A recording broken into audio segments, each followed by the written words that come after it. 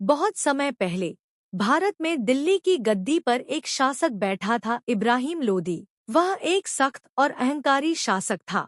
उसके मंत्री और अफगान सरदार उससे बहुत परेशान थे। उन्हें लगने लगा कि अगर यह ऐसे ही राज करता रहा तो दिल्ली बर्बाद हो जाएगी। उन्होंने सोचा कि क्यों न किसी और शक्तिशाली शासक को बुलाया जाए जो इब्राहिम को हटा सके।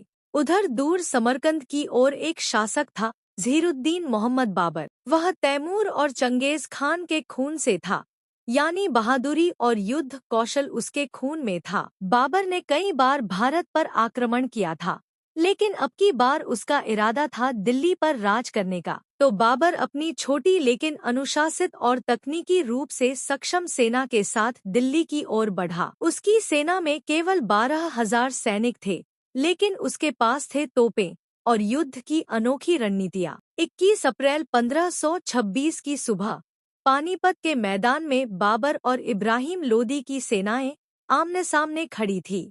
इब्राहिम की सेना बहुत बड़ी थी, लगभग 1 लाख सैनिक और 1,000 हाथी, लेकिन उनमें अनुशासन नहीं था और उन्होंने पहले कभी तोपों का सामना नहीं किया था। बाबर ने अपनी तोपों को एक खास रणनीति से लगाया, सामने की ओर खाइयां खोदी, बैलगाड़ियों से किलेबंदी बनाई और तोपों को उस पर रखा। जब लड़ाई शुरू हुई, बाबर की तोपों की गर्जना से मैदान गूंज उठा।